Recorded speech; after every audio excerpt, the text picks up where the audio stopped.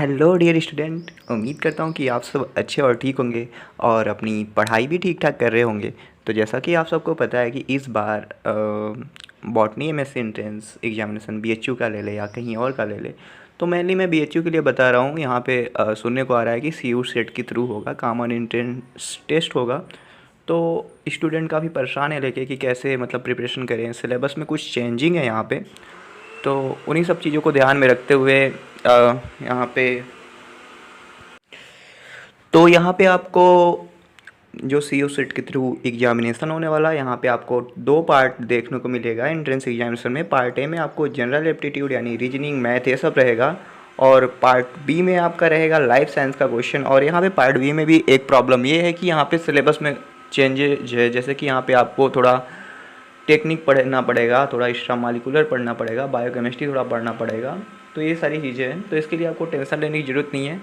आप इसके लिए हमारा टेलीग्राम ग्रुप है बॉटनी द बर्निंग डिजायर, वो ज्वाइन कर सकते हैं। यहाँ पर डेली बेसिस पे क्विज कंडक्ट कराया जा रहा है, ठीक है। और उस क्विज का जो भी एक्सप्लेनेशन है, जो भी वीडियो है, मैं यूट्यूब पे मुझे जैसे भी टाइम मिलता है मैं अपलोड करता जाऊँगा, क्योंकि अभी मेरा एग्ज़ाम चल रहा है। ओके, तो चलिए, ये क्विज हुआ था कल, यानी कि 2 मई को। तो आज मैं वीडियो अपलोड कर रहा हूँ।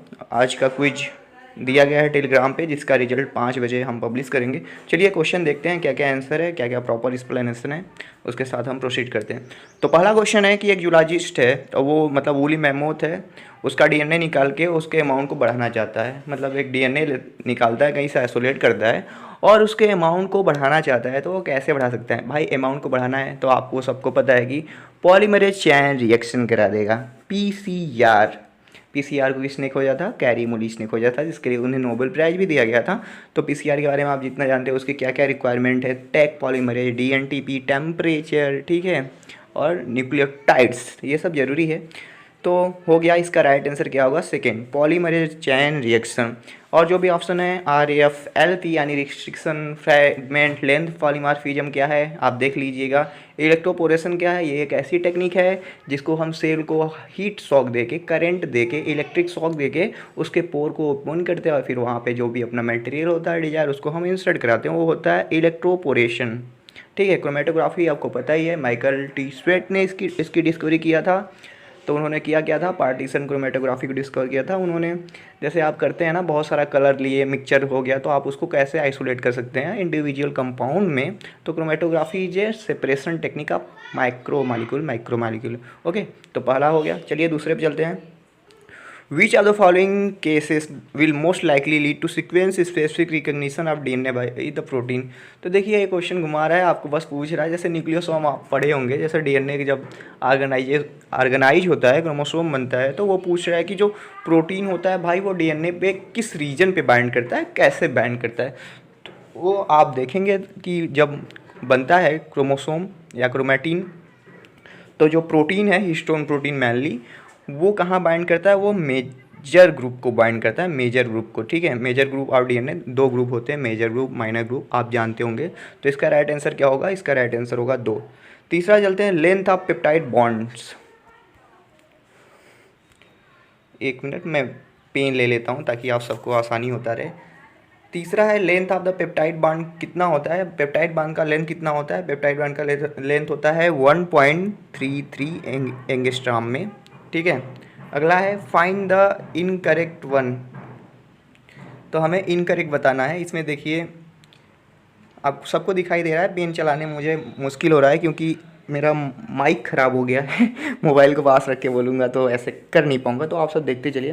पहला ऑप्शन है, in ion exchange chromatography protein are separated based on their charge. तो देखिए, क्रोमेटोग्राफी जो है इस बार काफ़ी इंपॉर्टेंट है, आप सबको क्रोमेटोग्राफी पढ़ना पड़ेगा, टाइप, उसका प्रिंसिपल, ठीक है। तो आयन एक्सचेंज में क्या होता है? हाँ, चार्ज के बेसिस पे सेपरेट तो होता है, ये बात तो सही है।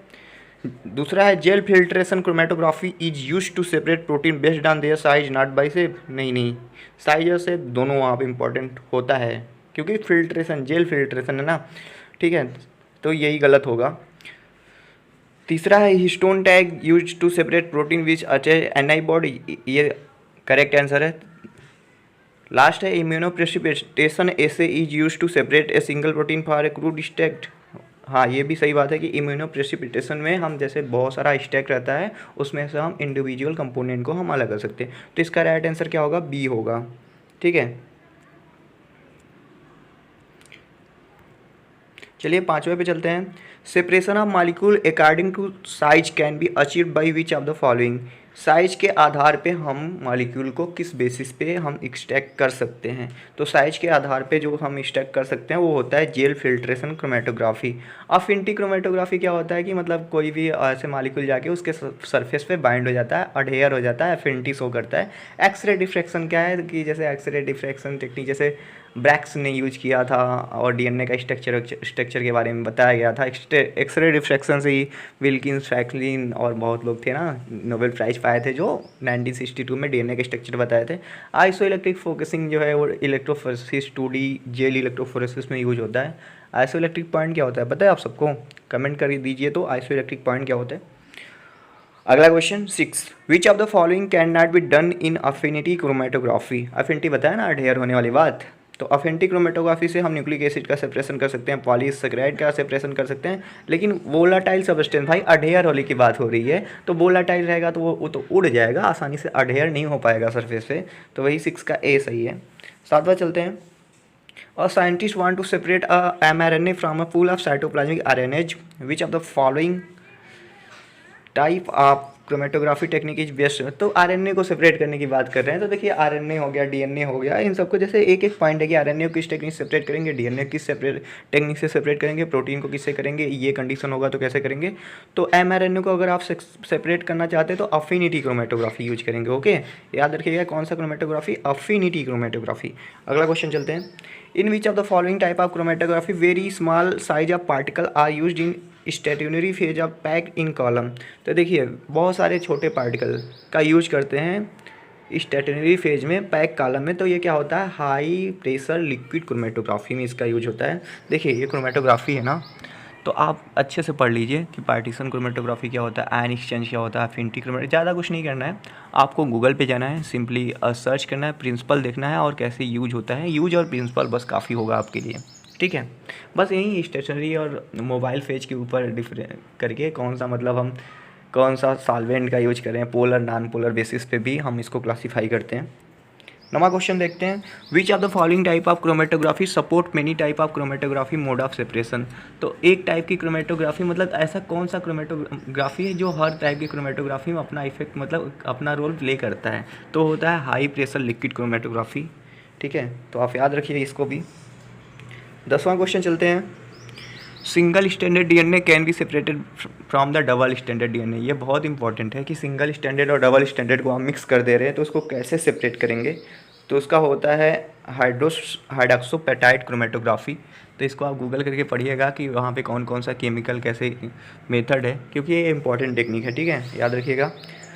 पेप्टाइड बॉन्ड में कौन सा हाइब्रिडाइजेशन होता है? अगला क्वेश्चन, पेप्टाइड बॉन्ड में कौन सा हाइब्रिडाइजेशन होता है? तो पेप्टाइड बॉन्ड जो होता है partial double bond character show करता है, इतना पता है। और पार्शियल डबल बॉन्ड है जब वहाँ पे आप सिग्मा और पाई बॉन्ड को लेके काउंट करेंगे, तो आपको अगर हाइब्रिडाइजेशन कैलकुलेट करने आता है तो आप पता कर पाएंगे कि वहाँ पे sp2 हाइब्रिडाइजेशन होता है।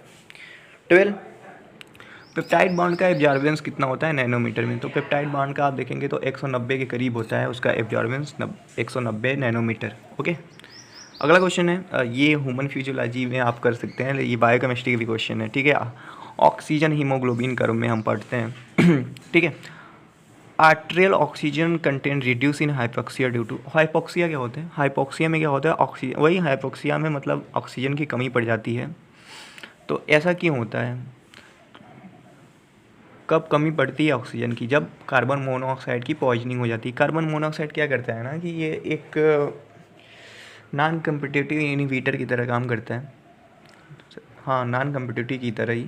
तो ये क्या करता है, जाके वो एंजाइम को ही इनहिबिट कर देता है, साइटोक्रोम A3 को, जो कॉम्प्लेक्स 4 रहता है ना, तो आदमी की डेथ हो जाती है। ओके, तो इसका राइट आंसर 1 होगा। 14 है, देखिए आप जैसे आइसोइलेक्ट्रिक पॉइंट पूछता है ना, आइसोइलेक्ट्रिक पॉइंट क्या होता है, मैंने आपसे पूछा है, कमेंट में बताइएगा। तो आइसोइलेक्ट्रिक पॉइंट में 3 वैल्यू आपको दिए रहेंगे, ध्यान से सुनिए। आइसोइलेक्ट्रिक पॉइंट में आपको 3 pk1 pk2 pk3, ठीक है। तो आपको ये वैल्यू दिए रहेंगे, आपसे पूछेगा कि आपको आइसोइलेक्ट्रिक पॉइंट क्या है, ठीक है। तो आपको करना क्या है, देखिए तीनों वैल्यू में जो क्लोजेस्ट वैल्यू, अगर दो कम वैल्यू है तो उनको ऐड कर दीजिएगा, दो कम वैल्यू को ऐड करके उसको 2 से डिवाइड, अगर नहीं तो ऐसा देखेंगे तो दो ज़्यादा वैल्यू रहेगा जो ज़्यादा क्लोज, जैसे कि जैसे मैं बोलूँ 3, 5 और 7 है, नहीं 3, 5 और 9 है, तो 3, 5 को ऐड करके या 2 से डिवाइड कर देंगे, वही उसका आइसोप्लेट इलेक्ट्रिक होगा। नहीं तो 3 है और 9 है और 11 है, तो आप 9 और 11 को ऐड करेंगे, समझ गए ना। तो यहाँ पे देखिए क्या है, 6.8 है, 7 है और 11 है, तो 6.8, 7 एंड 11, तो देखिए 6.8, 7 दोनों पास पास हैं, तो 7 में 6 जोड़ेंगे जितना आएगा, ठीक है, 7 6 13 हो गया। ओके, 13.8, फिर 13.8 को 2 से डिवाइड कर दीजिए, कितना आएगा 6.9 या 6.8, तो जितना भी वैल्यू आएगा वही आंसर होगा। ओके, अगला question, honey bee venom is natural peptide which, तो हनी बी जो होता है डंक मारती है तो बहुत दर्द भी करता है, तो उसमें क्या होता है, उसमें मेलिटीन होता है, मेलिटीन एक कंपाउंड है, पेप्टाइड है, तो वो मिलता है हनी बी के डंग के अंदर। क्वेश्चन है which of the following correct with respect the amino acid composition of the protein. Okay, तो पहला ऑप्शन है large protein have a more uniform distribution of amino acid than the small protein, तो ऐसी बात नहीं है, large और small का कोई बात नहीं है डिस्ट्रीब्यूशन को लेके। ओके, अगला है protein contain at least 1 each of the 20 different standard amino acid, ऐसा भी ज़रूरी नहीं है, ठीक है।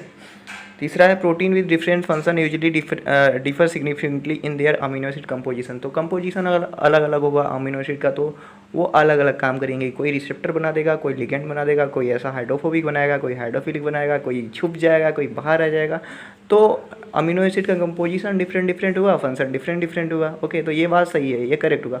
Protein with the same molecular weight है the same amino acid composition, गलत बात भाई, कि मॉलिक्यूलर वेट और कंपोजिशन का कोई मतलब मेल नहीं है, ऐसा टाइप नहीं है। Last option, the average molecular weight of amino acid in protein increase with size of the protein, कि प्रोटीन का साइज बढ़ेगा तो अमीनो एसिड का एक इंडिविजुअल अमीनो एसिड का मॉलिक्यूलर वेट भी बढ़ जाएगा, नहीं नहीं, एक इंडिविजुअल अमीनो एसिड का मॉलिक्यूलर वेट जो भी होता है, ठीक है, वो उतना ही रहता है, बस नंबर बढ़ता है अमीनो एसिड का, तो वो पूरा प्रोटीन का मॉलिक्यूलर वेट में बढ़ा देता है। ये क्वेश्चन तो जैसे मैं बताया था कि इसमें क्या करना है कि एक का पीके 1.8, दूसरे का 9.2, तीसरे का पीके, अच्छा तीसरे का पीके 3.4 है, ठीक है, तो 3.4 1.8 को जोड़ देंगे, ठीक है, कितना आ जाएगा 4.6 आ जाएगा, और 2.3 या 2.4 तक इसका राइट आंसर ये होगा, ठीक है। अगला question, why right handed alpha helix predominant, तो रामचंद्रन प्लॉट आप पढ़े होंगे, right handed, left handed, upper left, right left, ऐसे करके होता है, क्यों होता है, क्योंकि वहाँ पे लिनियरिटी देखा जाता है, और एंगल जो होता है 180 डिग्री एंगल होता है, वो आराम से वहाँ पे rotation psi and phi angle का देखने को मिलता है, इसलिए ऐसा होता है।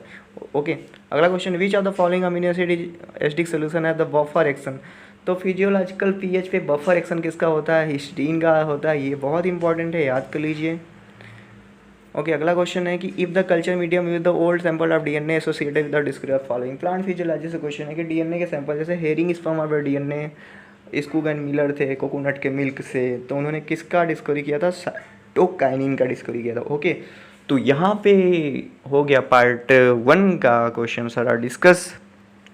उम्मीद करता हूँ कि आप सबके आंसर का जवाब मिला होगा, और बने रहिए हमारे साथ, टेलीग्राम पे भी जुड़ जाइए, लिंक डिस्क्रिप्शन में है, अच्छे से पढ़ते रहिए और बिना हताश हुए मेहनत करते रहिए, मंजिल आपको ज़रूर मिलेगी। ओके, चलता हूँ मैं, मिलता हूँ आपसे नेक्स्ट वीडियो में।